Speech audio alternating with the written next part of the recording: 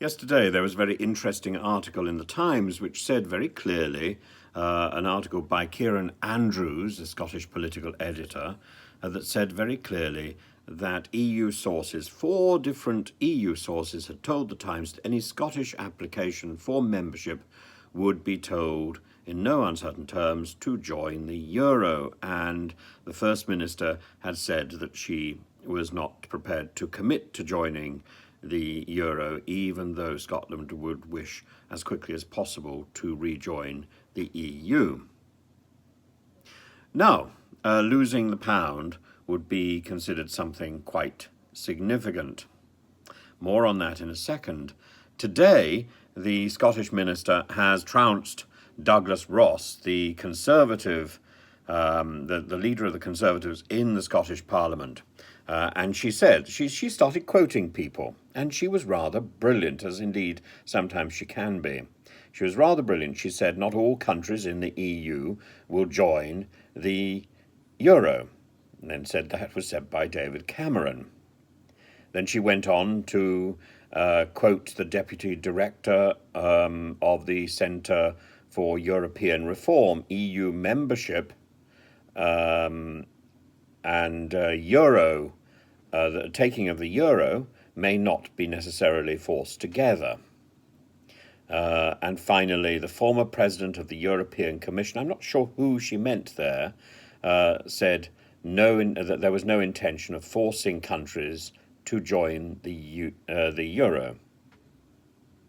So what is the reality? The reality is that the euro is requested, but not necessarily imposed on those member states who are joining the European community, who are joining Europe. And so if Nicola Sturgeon wishes to keep the pound, then she can. Now, a bigger issue might come if Nicola Sturgeon wishes to pursue her more radical options of not inviting the king to be the head of state in her post-Union Scotland. If indeed Scotland were to become a republic, that might be more complicated, because presumably the pound is linked to the monarchy. And even monarchies in Europe who have the euro have their heads on the reverse of the coin. So, for example, the kings of Spain, of the Belgians, of the Queen of the Netherlands, the Grand Duke of Luxembourg, even the Pope, they all have their heads on the euros that are minted in their respective countries. So, from the point of view of retaining the monarchy and the monarch's image on our coinage and on our notes, having a euro would not necessarily remove that image.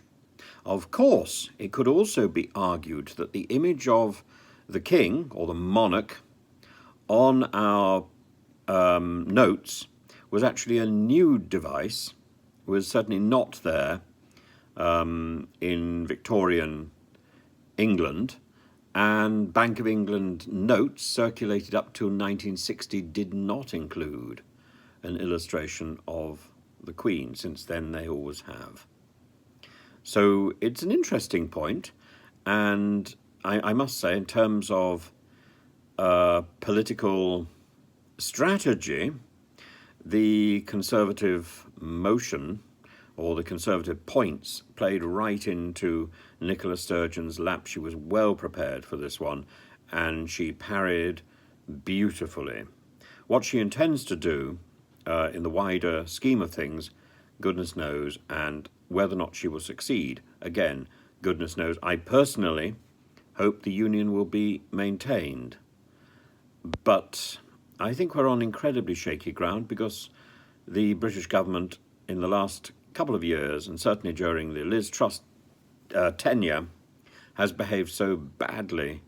We would need a miracle to demonstrate that it's worth keeping this union together and it's worth being governed from Westminster. At the moment, I would strongly urge Westminster to delegate as much power as it possibly can up north, into Wales, and over into Northern Ireland, in the hope that the Union can be salvaged, because Westminster has demonstrated a level of incompetence that commands no authority at all. Rishi Sunak certainly has his work cut out for him. As I've said elsewhere, he needs a good advisor, because at the moment he's starting to make schoolboy errors.